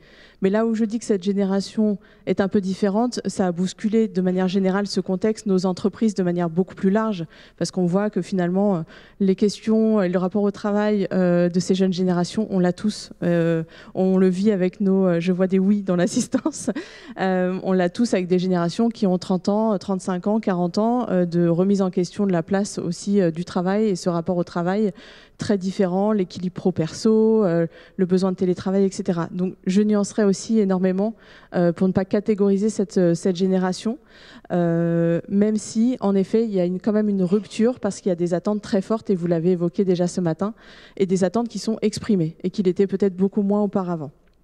C'est vrai, quand on voit, si je me place sur les recrutements d'alternants qu'on fait, on a des alternants qui aujourd'hui ont des attentes fortes, les expriment dès les entretiens, sur le salaire, sur les avantages, sur le contexte, sur les missions, sur l'autonomie, etc. Des choses qui étaient beaucoup moins exprimées auparavant. Si je reprends ma propre situation, quand j'ai cherché une alternance ou mon premier emploi, je voulais juste une alternance ou un premier emploi. Je ne m'étais pas posé toutes ces questions. Voilà, mais j'étais dans un contexte où le marché du travail n'était pas ce qu'il est aujourd'hui. Je suis arrivée sur le marché du travail, il n'y avait pas beaucoup de boulot. Beaucoup de personnes au chômage, du temps pour trouver un emploi, etc. Aujourd'hui, on a des générations d'alternants. L'alternance s'est énormément développée. Il y a des aides, un jeune et une solution qui favorisent aussi, qui ont favorisé ces dernières années l'alternance. La plupart, ils ont plusieurs propositions. Donc ça change fondamentalement le rapport qu'on a pour faire nos choix. On peut être un peu plus exigeant quand on a le choix. Donc il y a ce premier rapport qui est un peu différent. Donc moi qui a pu me déstabiliser par moment, mais maintenant je me suis habituée, mais des tuteurs qui sont encore plus expérimentés que moi, là ça a été un peu plus compliqué quand je leur dis c'est à toi de faire l'opération séduction si tu veux cet alternant. Parce que là tout d'un coup c'était plus mais attends, je lui dis je le prends, c'est bien déjà, c'est déjà sympa, je le prends. Non, il va falloir que tu donnes un petit peu plus et puis va falloir qu'on donne envie. Donc ça, j'ai senti ce rapport-là quand même très différent. Sur l'ambiance de travail, la QVT aussi, cette partie QVT, nous aussi, les entreprises, on parle beaucoup plus de ces sujets-là qu'il y a quelques années. Moi, quand je suis arrivée aussi sur le marché du travail, la QVT, on n'en parlait pas tant que ça. C'était des sujets, l'ambiance de travail, bon, voilà. Aujourd'hui, on en parle aussi beaucoup. On a ces dispositifs-là qui sont mis en œuvre dans les entreprises, donc forcément, tout le monde s'en empare. Mais quand je regarde mon équipe, des personnes qui ont entre 23 ans et 50 ans, tout le monde me dit j'ai besoin de sens, j'ai besoin d'un équilibre pro-perso, j'ai besoin de m'y retrouver, j'ai besoin d'être autonome, etc. Donc il y a aussi tout ce contexte d'entreprise qui a beaucoup changé. Sur l'engagement, c'est pareil, je serais assez nuancée. J'ai eu des alternants donc, depuis une dizaine d'années chez Storengy en direct pour moi. Globalement, je les trouve engagés. Je les trouve engagés aussi dans leur travail et dans ce qu'ils font. Après, ça nous demande peut-être plus de challenge, nous, en tant que tuteurs, en tant que managers, pour leur donner envie de s'engager. Voilà, c'est répondre aussi à un certain nombre d'exigences, on y reviendra peut-être après, mais c'est aussi à nous de les engager davantage. Mais comme je dois engager l'ensemble des membres de mon équipe, finalement, qui demandent plus de sens, plus d'autonomie, etc. Donc sur l'engagement, chaque année, on a des alternants qui sont plus ou moins engagés. Parfois, ils s'ennuient. Parfois, ça ne leur plaît pas finalement leur orientation, donc ils changent d'orientation. Et donc, quand je discute avec les tuteurs autour de moi, il y en a qui ont plus de difficultés que d'autres avec leurs alternants et l'engagement de ces derniers. Ce que je constate quand même, moi, c'est que je les trouve quand même toujours un peu plus fatigués. Je sens que voilà, c'est quelque chose qui m'a surpris, surtout ces dernières années. Je les sens plus fatigués, peut-être moins d'énergie. Et je me dis qu'il y a peut-être aussi cette phase de Covid où finalement on a tous été à distance aussi très longtemps. Peut-être moins d'énergie sur certaines situations. Emma, vous l'évoquiez, les déplacements, c'est très fatigant et très usant. Moi, j'en ai fait beaucoup aussi. Et quand on embarque nos alternants en déplacement, ils sont épuisés. Alors qu'à la fin de la journée, alors que finalement, ils sont quand même plus jeunes que nous, et ils ont moins de responsabilités aussi. Et ça, c'est quelque chose que j'ai remarqué sur ces dernières années. Donc un petit côté flemme, quoi. Hein, fatigué, on va dire comme ça. pour le dire franchement. Donc, pas ou peu de concessions de la part des jeunes, et finalement c'est un peu le manager qui finit le boulot quand il est pas terminé, notamment dans le cas où l'alternant dit je dépasse pas mes heures. Voilà. Ça arrive, alors moi j'ai cette chance, ça m'est pas arrivé, mais je vois des tuteurs qui sont aussi, en effet mis en difficulté avec des alternants qui à 17h02 sont déjà en bas du bâtiment et tout est laissé comme ça en plan. Là, je me questionne sur est-ce que finalement c'est parce que ça ne l'intéresse pas plus que ça, parce qu'on n'a pas réussi à le mobiliser, lui donner envie. Voilà, ça reprend exactement ce que vous avez évoqué sur cette synthèse où il y a vraiment des alternants qui ressemblent beaucoup à moi, ce que j'ai connu au fil de ces années et même au reste de mon équipe dans les modes de fonctionnement. Et puis des alternants qui vont être vraiment sur l'horaire. C'est l'entreprise qui doit se débrouiller pour faire avancer les sujets si besoin. Donc c'est le manager derrière ou le tuteur qui gère. Là où c'est toujours plus surprenant, c'est en effet ce besoin de respecter les horaires, mais avec quand même beaucoup de flexibilité, d'autonomie qui est demandée à l'entreprise. C'est là où on a l'impression que des fois que ça va un peu que dans un sens, parce que moi, j'ai pas de problème à dire si tu as besoin de partir plus tôt, tu parles plus tôt. Mais par contre, je te responsabilise sur tes sujets. Donc, s'il faut que ça avance et qu'une fois, il faut faire venir un peu plus tard, ou même, j'ai même pas besoin de demander, en fait, ça se fait tout seul. Et donc, ça va dans les deux sens. Donc, cette flexibilité, cette confiance, cette autonomie, elle est dans les deux sens, finalement. C'est un sujet sur lequel on va revenir. Dans l'interview que vous aviez donnée, il y a un verbatim qu'on a extrait qui tournait autour de... Alors pour le dire vite, l'entreprise me doit, mais moi je ne suis pas tenu de donner en retour. C'est ça le sentiment un peu général dans certains cas en tout cas qui se dégage. Pour certains cas et partagé par plusieurs tuteurs. Je leur dis c'est pas mon cas, j'ai cette chance, mais c'est partagé par plusieurs tuteurs. C'est vrai que on démarre dans la relation de travail avec déjà des entretiens où on a à peine, l'alternant, on sait qu'on va devoir le faire grandir, l'accompagner et donc passer du temps, parce qu'en tant que tuteur, ça prend du temps si on veut bien accompagner un alternant. Et les premières questions qu'on a, c'est, pour certains, c'est quoi l'ambiance de travail, c'est quoi les avantages, le salaire, est-ce que je vais être autonome tout de suite, etc. Donc là, on se dit, OK, on démarre comme ça. Mais toi, concrètement, qu'est-ce que tu vas m'apporter? Et si on rajoute à ça le fait de vouloir partir à l'heure et que ça s'arrête comme ça, net, etc., on a des tuteurs qui sont parfois mis en difficulté ou un peu désorientés.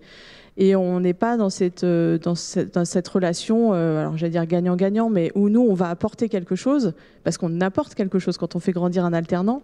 Et l'alternant va aussi nous apporter un regard, va nous challenger sur certains sujets, etc., quoi. Donc c'est parfois un peu, en effet, le sentiment que ça s'est un peu déséquilibré. Et ce que je regarde dans les 10 dernières années, c'est qu'auparavant, on avait, on va dire, 10% des alternants qui étaient dans cette position-là. Et finalement, aujourd'hui, c'est beaucoup plus. Voilà, ça va être plutôt ça. C'est que ce retour-là, il va être beaucoup plus fort chez plus d'alternants qu'auparavant. D'accord. Donc, par rapport à l'enjeu d'engagement qui est entendu pour assurer le fonctionnement de l'entreprise, de l'organisation au sens plus large, on voit que ça, c'est cette attitude globale, ou en tout cas ce que ça peut laisser paraître, peut être un frein. Un frein à l'intégration et finalement générer une certaine forme de tension qui, a priori, ne devrait pas exister par ailleurs. Donc vraiment, l'enjeu d'engagement et l'attitude au travail qui se traduit par une certaine forme d'exigence, si j'ai bien compris ce que vous nous avez expliqué. Deuxième enjeu, c'est celui de la confiance, que vous avez évoqué aussi. Donc les jeunes, ils expriment souvent une attente très forte, celle qu'on leur fasse confiance. Voilà. Et vous semblez dire que paradoxalement, ou à contrario, que cela affecte la relation de confiance. L'exigence affecte la relation de confiance quelque part, et cette façon qu'ils auraient, selon vous, pour eux de ne pas rendre en retour. Don contre don, voilà, quelque part, ça peut ne pas fonctionner. Ça peut ne pas fonctionner. Encore une fois, je catégorise, je n'englobe pas. C'est des situations qu'on retrouve très concrètes et qu'on doit gérer entre des relations de tuteurs alternants. Hein. On est amené, en tant qu'RH aussi, à traiter ces situations parce que des fois, on arrive jusqu'à devoir faire des médiations quand même sur ces relations quand même qui sont très très différentes. Mais la relation de confiance, en effet, pour moi, c'est un sujet primordial, mais en tant que manager, de manière générale, hein, la confiance permet de faire beaucoup de choses. Et donc, elle se construit aussi avec le temps. Et c'est des choses que j'exprime dès le début aussi en entretien, c'est que moi, j'ai besoin de pouvoir faire confiance et tu pourras me faire confiance pour grandir et je vais m'y engager. Mais par contre, j'ai besoin de toi aussi, et parce que tu souhaites de l'autonomie, de la responsabilité, mais avant de te donner les clés de la maison, il faut que je t'accompagne un petit peu pour te montrer comment ça marche, quoi. C'est un peu ça. Donc c'est aussi de dire dès le départ, on va y aller, oui, on vise ça, parce que c'est mon objectif aussi, mais on va y aller par étapes. Donc c'est ça. Et c'est sûr que quand on ne retrouve pas cette relation-là, on peut se retrouver dans des situations très très tendues entre des alternants et des tuteurs. Clairement, parce que y a plus de confiance partagée, le sentiment qu'on ne fait pas confiance à l'alternant, qu'on ne lui confie pas les missions qui sont à la hauteur de ses compétences, et le tuteur qui dit mais moi je peux pas compter sur elle ou sur lui parce que il va me laisser le dossier en plan, sauf que moi c'est pour le codir ou je ne sais quoi, et donc j'ai besoin d'avoir ça, donc j'ajuste les missions par rapport à ça, et tout se tend. Et ça peut se tendre très très vite. Ça, c'est des choses qu'on constate réellement. D'accord. Donc l'autre enjeu majeur, c'est la transmission, et qui rentre dans les exigences des alternants à dire je veux qu'on me fasse confiance et qu'on me donne les moyens de travailler, c'est-à-dire, notamment donc la confiance, je reprends, et les moyens, c'est-à-dire tout ce que le maître d'alternance peut donner comme ficelle, comme indication sur la façon de travailler et de bien travailler. Voilà. Donc, et paradoxalement, effectivement, c'est une demande très forte des alternants, mais parfois mise en échec par l'attitude générale, sans généraliser toutefois. On est donc, pour reprendre vos propos, plutôt sur des épiphénomènes, mais malgré tout avec une tendance à ce que le panel, malgré tout, augmente. Tout à fait. Ouais. Ok. Merci infiniment. Par le biais de Verbatim, je voudrais, pour approfondir le point de vue des tuteurs et des tutrices, vous faire entendre les propos d'une de nos autres interviewées. Cette personne qui a été tutrice d'une alternante de notre master, je vais me permettre de la citer assez longuement, parce qu'elle nous permet d'accéder à la complexité du point de vue de beaucoup de ses homologues. Donc elle nous dit, pour commencer, mon alternante avait plutôt une vision du travail d'une vieille comme moi. Donc je n'ai pas senti de différence dans l'approche de ce qu'on attend, de comment on fait le travail, de ce que c'est que le travail. Je n'ai pas senti de différence de génération, honnêtement. Moi, je n'ai pas cette vision-là, en tout cas, parce que les plus juniors de mon équipe ne me donnent pas cette vision. Bon, donc, on voit a priori pour cette personne que cette histoire de génération, ce n'est pas sa façon de ressentir les choses. Malgré tout, dans d'autres domaines de l'entreprise, en particulier des managers dans les usines, eux se font bien l'écho d'un problème de génération. Elle poursuit. Par contre, ce qui me revient d'autres équipes, notamment dans notre usine, c'est que certains pensent que les plus jeunes sont moins investis. C'est-à-dire que le lien avec l'entreprise est plus distendu. Qu'est-ce que ça veut dire pour eux ? Auparavant, vous aviez un problème à l'usine, s'il faut rester un peu plus, ou revenir, ou remplacer quelqu'un, vous faites l'effort. Aujourd'hui, eux ressentent que c'est une relation plus basée sur le contrat actuel. Je dois être là de 8h à 13h, à 13h, je ne suis plus là, mon contrat, c'est ça. Auparavant, les plus anciens, il y avait une sorte de solidarité, de camaraderie qui allait peut-être au-delà de l'entreprise, mais qui faisait que s'il fallait venir à 13h, on venait parce qu'on avait besoin et on ne se posait pas de questions. Donc ce rapport au travail est plus contractuel. Ce que les autres, les plus anciens, reprochent aussi sur l'usine, c'est moins d'envie de progresser, moins d'envie d'apprendre par soi-même, moins d'investissement. Si je caricature, c'est ça. Moi, je ne le ressens pas.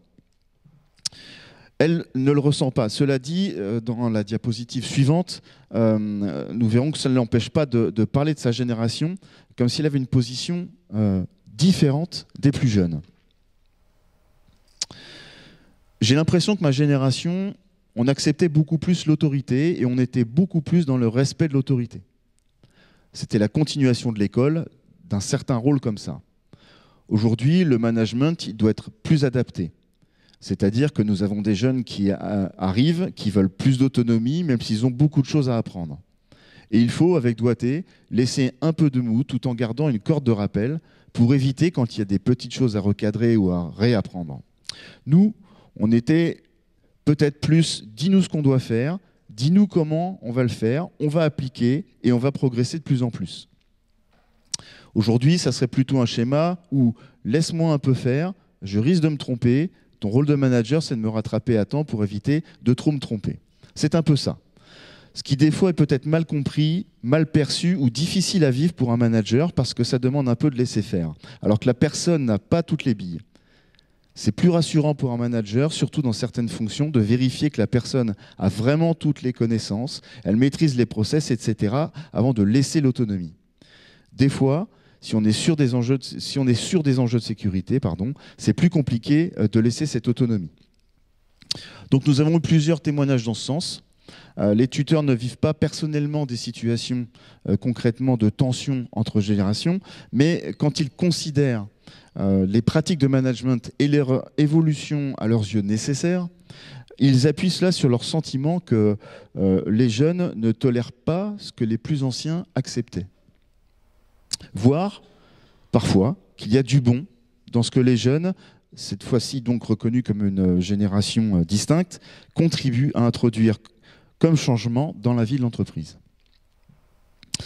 Elle poursuit. En tout cas, moi, j'entends parler, mais je ne constate pas de gens qui ne viennent pas au travail, des gens qui ne viennent pas au rendez-vous. Moi, je ne constate pas ça. Je pense que le rapport à l'autorité a beaucoup changé. Et par ailleurs, il y a aussi des choses, c'est positif.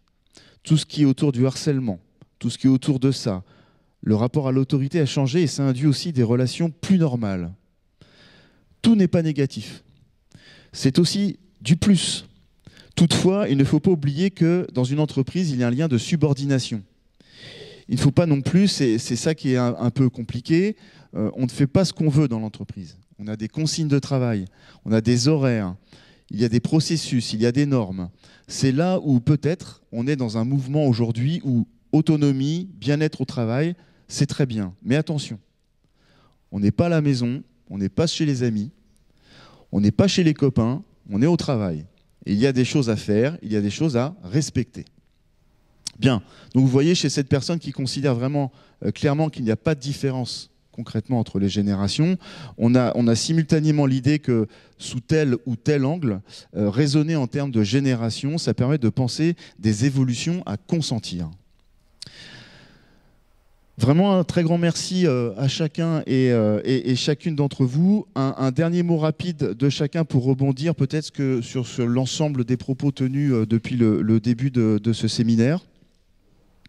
Si quelqu'un a quelque chose à ajouter. J'y vais. Beaucoup de nuances. Il faut beaucoup de nuances sur ces sujets-là. Ce que vous avez évoqué là sur l'autorité, on le retrouve au-delà de la jeune génération. Enfin, c'est une culture managériale qui bouge énormément et qui se transforme énormément, en tout cas ces dernières années. Et ce rapport à l'autorité, ce besoin d'être autonome, responsable, d'avoir une bonne qualité de vie au travail, ça va bien au-delà des jeunes générations. Moi, c'est ce que je recherche aussi. Et je vois toutes les personnes dans mon équipe pareil. Je relève la difficulté qu'on a aussi quand on est plus dans un environnement où la sécurité est primordiale, où là, c'est plus compliqué de travailler sur le droit à l'erreur, sur des choses comme ça, où on peut le faire dans un environnement plus fonction support, voilà, plus classique, où là, c'est très compliqué. Et en plus, on a souvent des pyramides des âges qui sont un peu déséquilibrées sur ces fonctions-là, et donc des tuteurs qui sont vraiment d'une génération ou deux au-dessus de la mienne, et où donc là l'écart est vraiment plus fort et ce besoin d'un peu plus contrôlé, d'un peu plus processé est nécessaire, et là ça devient un peu plus compliqué. Oui, tout à fait. Je peux ajouter un témoignage personnel, parce qu'en tant que sapeur-pompier professionnel, donc les enjeux de sécurité au travail et à travers les missions qu'on nous demande d'assumer, évidemment, sont plus que présents.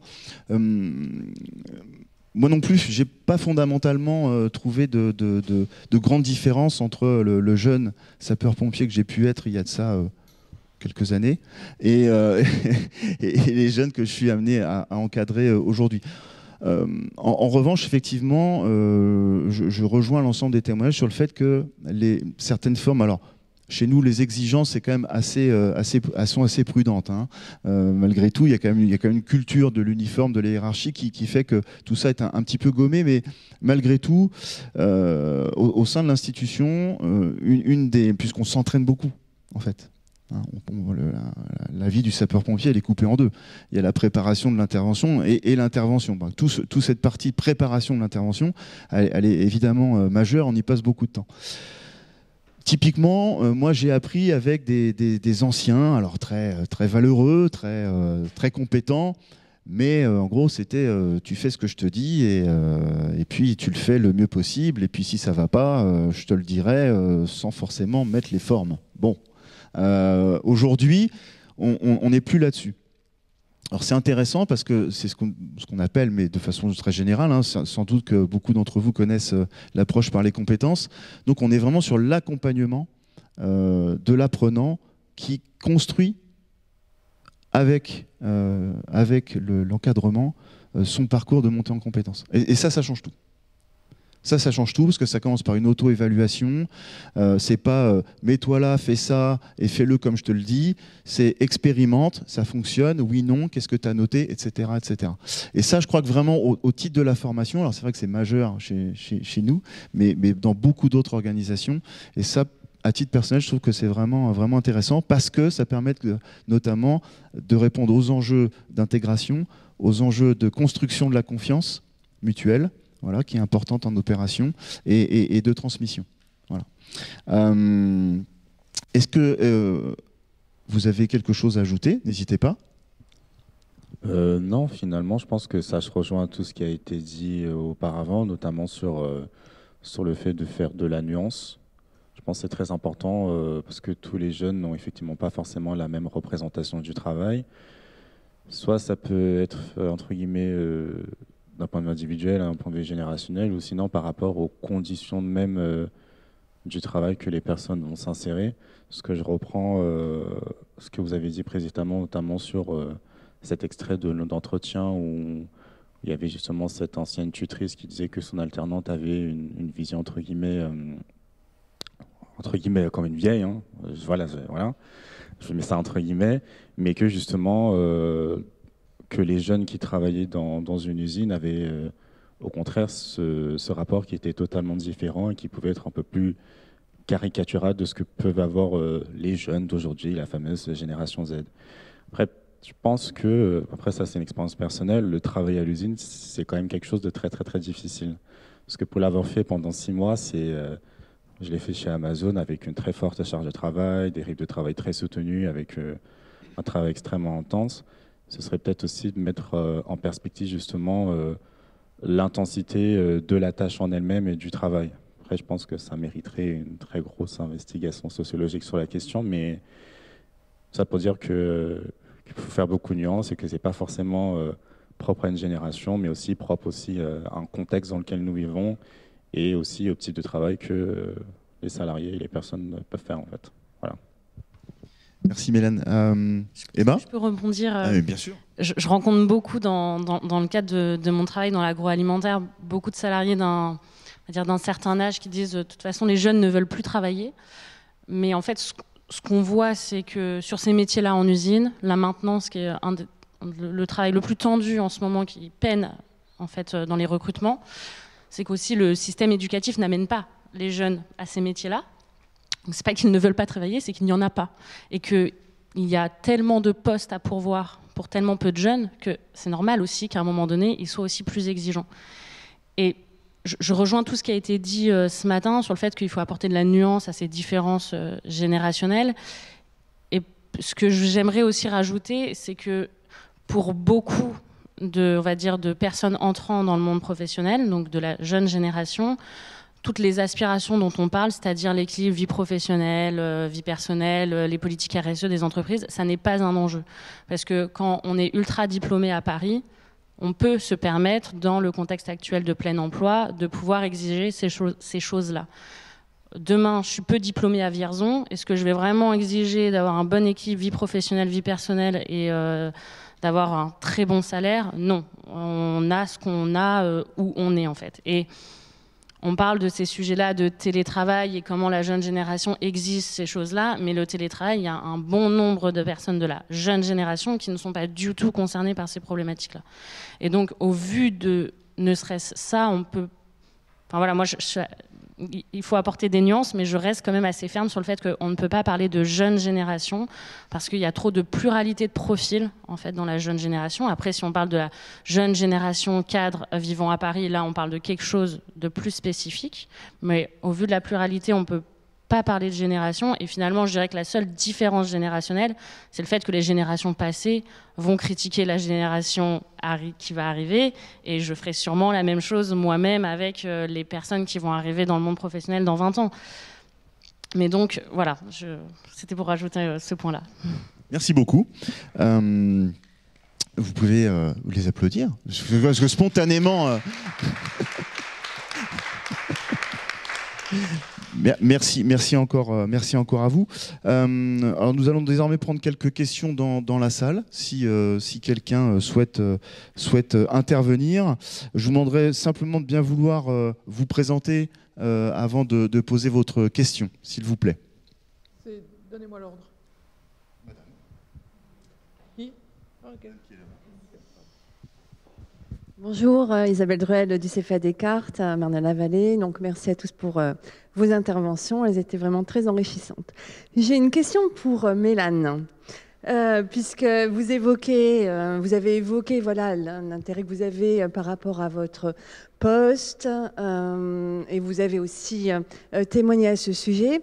Mais à aucun moment, en fait, je me suis interrogée pendant votre intervention sur la prospective. C'est-à-dire, est-ce qu'aujourd'hui, vous avez été formé à un métier, un secteur d'activité, un métier, vous vous projetez sur une certaine durée, vous voyez et ça m'intéresse de savoir, puisqu'aujourd'hui, on a compris que, voilà, que l'activité que vous avez, c'est pas forcément unique et qu'il y a d'autres activités, d'autres centres d'intérêt. Mais est-ce que vous arrivez à vous projeter sur une prospective en lien avec votre métier d'aujourd'hui ? Déjà, merci pour cette question. Et en termes de projection, je dirais que c'est plutôt une projection à moyen terme. Et cette projection, je la fais notamment à travers le poste que je suis en train de faire, puisque je travaille dans un contexte qui est un petit peu particulier, puisque on est sur un établissement, en tout cas d'un point de vue RH, où il y a de très grosses structurations, puisque ça fait que 2 ans qu'ils sont là où ils sont actuellement. Parce qu'avant, ils étaient à Paris, là, ils sont passés à Palaiseau. Et en termes de projection, pour moi, c'est notamment de structurer les ressources humaines au sein de cet établissement-là. Et après, honnêtement, je vous avoue, je ne sais pas. Non, vraiment, je ne sais pas. Mais je suis vraiment très intéressé par ce que je fais. Mais après, en termes de projection, je me dis, continuer à faire ce travail de structuration, continuer à développer mes compétences et voir où est-ce que ça mènera. Jean-Marie Bergère, je suis membre du conseil scientifique de l'Observatoire des cadres et animateur d'une revue en ligne sur le travail qui s'appelle Métis Europe. Alors merci pour les explications très claires, très complémentaires. J'ai une question. Je n'oublie pas que le bouquin d'Olivia Folly, qui a été cité en introduction, qui a contribué à ce travail, son bouquin sur les paroles de plainte, c'est aussi l'histoire d'un conflit au travail. Et là, alors je ne veux pas cacher l'ambiance, mais j'ai eu le sentiment quand même que les relations sont très importantes et qu'elles sont toujours positives. Quelquefois, on perd un peu confiance, mais c'est pas très grave. Est-ce que malgré tout, vous avez eu aussi à affronter des conflits au travail, ou si vous aviez à en affronter un, ça serait quoi votre réaction? Ça serait de vous plier à l'autorité parce que voilà, c'est comme ça, c'est le monde de l'entreprise, on s'écrase. Est-ce que vous allez fuir, changer de boulot? C'est un peu ce que disait Mélane aussi tout à l'heure. Ou vous lancer dans la bagarre seule, faire appel aux organisations syndicales, par exemple? Je peux répondre à ce sujet parce que j'ai connu pas mal de mouvements. Donc j'étais anciennement, j'ai passé un diplôme d'assistante sociale, donc où j'étais stagiaire pendant 3 ans, donc où j'ai connu cette relation du coup de tutorat qui s'est plutôt très mal passée pour le coup et qui du coup m'a amené à effectuer ce master, un peu comme une psychothérapie d'ailleurs, pour analyser ce que j'avais vécu du monde du secteur social. Et je dirais que du coup, la question du conflit dans la relation de tutorat est extrêmement perturbante. C'est-à-dire, moi, à ce moment-là, arrivant à Paris, seule, découvrant un nouveau monde du social et de vie parisienne, enfin de vie dans le 93 plutôt, en fait, on démunis face à ce conflit. Est-ce que lié à la génération? Je ne pense pas, plutôt lié à un contexte social en souffrance.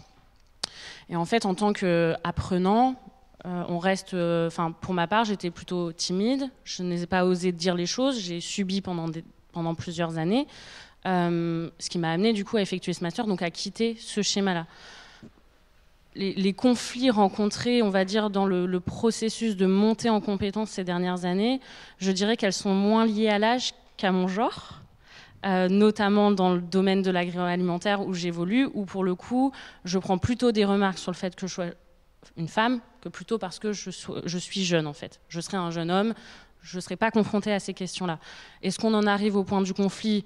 Non, mais on met en débat en tout cas le sujet. Enfin, en tout cas, moi, maintenant, je pose le sujet sur la table, ce que je n'ai pas fait à un moment donné dans mon alternance ou autre. Mais est-ce que les conflits sont toujours liés à une question de génération? Je pense que ça dépend des situations. Voilà. Si je devais... Je suis d'accord avec ce que tu dis. Les situations de conflit, on les a, que ce soit tuteur alternant ou personne d'autres générations est bien en place. Ce qui va plutôt faire en sorte qu'on arrive à en parler, c'est aussi la culture d'entreprise qui est mise en place, qui permet d'avoir cet espace psychologique sécurisant et sécurisé pour pouvoir partager ce genre de choses. Donc là où on avait des alternants qui ne disaient rien, peut-être comme ce que tu as vécu, qui courbaient le dos un peu jusqu'à la fin de l'alternance, aujourd'hui on voit un peu plus d'alternants qui expriment aussi quand ça va pas, et on les questionne aussi davantage, hein. On questionnait peut-être beaucoup moins avant, on les questionne aussi davantage sur justement comment ça se passe. On questionne le tuteur, on questionne l'alternant, et on ouvre cet espace de dialogue pour qu'on puisse régler la situation avant que le but c'est d'avoir une belle première expérience quand on va en entreprise et ne pas laisser de traces marquantes, et donc c'est vrai que c'est aussi aux entreprises de mettre en place ces espaces de dialogue sécurisés, mais pour toutes les générations. Voilà. Mais des conflits, il y en a, mais au-delà des jeunes générations. Juste pour rajouter peut-être un point sur ces questions de conflit, et je vais encore plus loin, et en effet l'espace sécurisant est vraiment important dans les espaces, on va dire, de tutorat. Je pense aussi que ce qui permet, enfin moi je suis totalement pour l'alternance, je trouve ça génial de se confronter au monde professionnel aussi rapidement. Ça fait une expérience avant de rentrer dans le monde professionnel, ça permet de redéfinir son rapport au travail, donc voilà. C'est qu'en fait il y a aussi cette question de, on n'ose pas en tant qu'apprenant, on n'ose pas dire les choses aussi parce que notre année scolaire est régie par l'alternance, c'est-à-dire on est obligé de finir notre alternance pour pouvoir avoir notre année scolaire. Je ne dis pas que demain il faudrait annuler ce principe-là, mais quand l'année du Covid, c'était pendant l'année du Covid que j'ai fait mon alternance, il y en a quelques-uns qui n'ont pas réussi, ont eu du mal à trouver une alternance. C'est beaucoup de pression parce que notre année du coup universitaire est régie par là. Et donc quand on peut être dans des situations de conflit, voire après de souffrance, on n'ose pas le dire parce que en fait on n'a pas le choix d'aller aussi au bout de cette année universitaire professionnelle. Une dernière question? Alors, je voudrais faire deux petites remarques et puis que m'inspirent ces discussions vraiment tout à fait passionnantes. Et puis une question générale. La première remarque, c'est sur l'engagement. Moi, je trouve qu'il y a une certaine ambiguïté. On reproche aux jeunes de ne pas être complètement engagés au travail, de relativiser le travail. Et en même temps, on a demandé dans le travail qu'ils engagent leur subjectivité de manière plus importante, de s'engager eux-mêmes, toute leur personne. Et à la fois, on ne voudrait qu'un seul bout de cette subjectivité. Et quand à l'intérieur, il y a aussi des valeurs comme celles des amis, de la famille, etc., enfin du lien social, alors on n'en veut pas. Donc ça, c'est ma première remarque. Ma deuxième, c'est que je ne suis pas complètement d'accord avec la vision de l'autonomie alors c'est une vision très optimiste, et tant mieux dans votre entreprise, de l'autonomie qu'on laisse aux jeunes alternants. Je prends pour exemple le milieu que je connais, qui est celui des établissements de santé, où il y a des alternants par définition, que sont les médecins et les soignants, les infirmières en particulier. Et aujourd'hui, le travail des infirmières, il est extrêmement protocolisé, parce que le travail à l'hôpital, pour tout le monde, et particulièrement les soignants, il est ultra protocolisé. Donc la question d'avoir la possibilité d'avoir de l'autonomie, de pouvoir faire des propositions, d'avoir un droit à l'erreur, il ne se pose pas. Et peut-être que cette situation, moi c'est celle que je connais, elle est peut-être simplement propre au milieu de la santé, dans un milieu où on a besoin de sécurité, peut-être c'est ce qui peut poser problème dans la relation avec l'alternant. Parce que lui désire avoir de l'autonomie, et ce qu'on lui propose, c'est une organisation du travail où il n'y en a pas. Et donc ma question générale, c'est est-ce que, Je pense à François Dupuis qui dit que plus on parle de la valeur travail et moins on parle de l'organisation et du contenu du travail. Est-ce que finalement, on ne va pas chercher dans l'attachement que les jeunes portent au travail une réponse à quelque chose qui n'est pas une question, qui est une question qui devrait porter sur l'organisation et les conditions du travail aujourd'hui, et que peut-être donc c'est moins l'engagement des jeunes au travail que l'organisation du travail. Et j'ai apprécié ce que disait Mélane, c'est-à-dire que oui, quand il y a de la surcharge, quand il y a du dépassement d'horaire, il y a une partie de la question, peut-être pas tout, mais il y a une partie de la question qui est mais comment le travail est organisé? C'est à cet endroit. Et la réponse spontanée aujourd'hui, dans un certain mode de management qui est un peu moralisateur, quand on parle, je trouve, de la valeur que les jeunes accordent au travail, on est vite dans la moralisation, c'est et l'organisation, elle est comment? Le jeune, il est engagé comment? Mais l'organisation, elle est... C'est quoi la responsabilité de l'organisation? Et je me demande parfois si cette projection qu'on a sur les jeunes, de leur engagement et de leur rapport au travail, c'est pas aussi quelque chose qui est parallèle au changement d'organisation et des modes de management dans les entreprises. Voilà. Et donc c'est une question que je pose aux apprenants sociologues, c'est ce qu'on va chercher dans la population jeune, est-ce qu'il ne faut pas des fois aller le chercher dans l'évolution de l'organisation et des modes de management dans l'entreprise? Donc si je tente de résumer vos 3 questions, finalement, mais merci. Donc d'un côté la subjectivité exigée globalement, quelles que soient les organisations privées, publiques, puisqu'on voit que finalement les frontières sont de plus en plus poreuses, qui sont exigées de l'alternant, mais finalement de tous les salariés, au fond, mais pas moins. Mais pas moins les alternants, où on ferait la part belle à quelques qualités jugées les plus importantes, et où le reste serait rejeté. Deuxième aspect, la notion d'autonomie, alors liée typiquement sur les métiers de la santé. Donc là, on est sur des missions de service public majeures, avec de très forts enjeux, avec aussi un enjeu de sécurité par rapport aux soins. Alors pour le coup, je peux en témoigner aussi sur un autre aspect, mais on observe un petit peu les mêmes choses.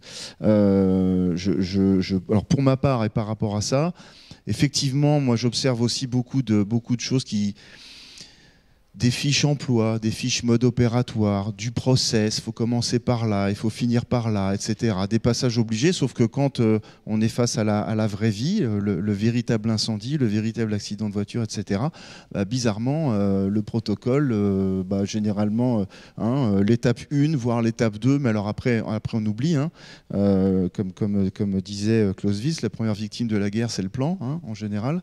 Donc, et là, c'est un peu pareil. Donc, principe de réalité et d'opportunités sur l'autonomisation.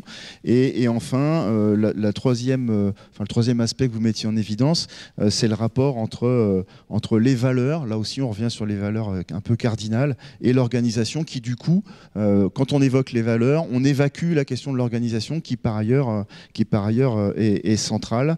Si j'ai bien résumé, c'était ça les 3 aspects. Voilà, je vais laisser nos invités répondre. Non, moi ce que je voulais aussi vous dire, c'est qu'il y a une partie de ce que là où vous vous questionnez là actuellement, on va un peu l'évoquer sur le deuxième temps, ça peut un peu faire la transition. Je pense à l'autonomie, vous disiez, l'idée c'est pas de donner de l'autonomie tout de suite, etc. Et je spoil un peu cette deuxième partie où on évoque, il y a eu beaucoup de mentions liées à une gradation de l'autonomie et des compétences au sein d'une entreprise quand on est alternant, et idem sur l'organisation du travail. En fait, on évoque juste après les modalités un peu de transmission, justement, qui viennent un peu s'imbriquer, à mon sens, dans comment s'organise le travail pour les alternants. Donc voilà, je ne sais pas s'il y a quelqu'un d'autre qui voulait rebondir sur votre question. Y a-t-il d'autres questions dans la salle, monsieur? Oui, alors moi je suis enseignant dans une école privée, hors contrat, les Adangers, école d'agriculture. J'ai des apprentis en classe, mais j'ai aussi des collègues apprentis, donc des 2 côtés, et je suis tuteur d'un apprenti, ingénieur. Et j'ai été longtemps délégué syndical.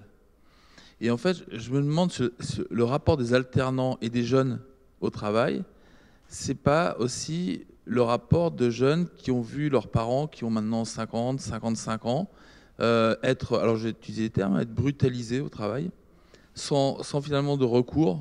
Je vois dans mon entourage des gens qui sont pourtant des bons soldats qui, à 50 ans, se font, juste avant Noël, on leur dit, en fait, voilà, ça serait bien que tu partes. Et qui finalement, il n'y a plus de droit social, hein, y a plus, enfin à part les prud'hommes, mais il y a plus de. Et ça, ces jeunes, ils voient ça. Et finalement, est-ce qu'ils ont pas intégré le libéralisme? C'est-à-dire, finalement, on est dans une relation contractuelle, il n'y a plus de sentiments, il n'y a plus d'attachement, et donc c'est droit-devoir, droit contre droit. Et est-ce que finalement, c'est pas ce comportement des alternants que l'on retrouve sur certains aspects, ce sentiment de détachement, est-ce que finalement c'est pas le reflet de ce qu'ont vécu leurs parents? Merci pour votre question, qui sera la dernière par ailleurs, parce que le temps file.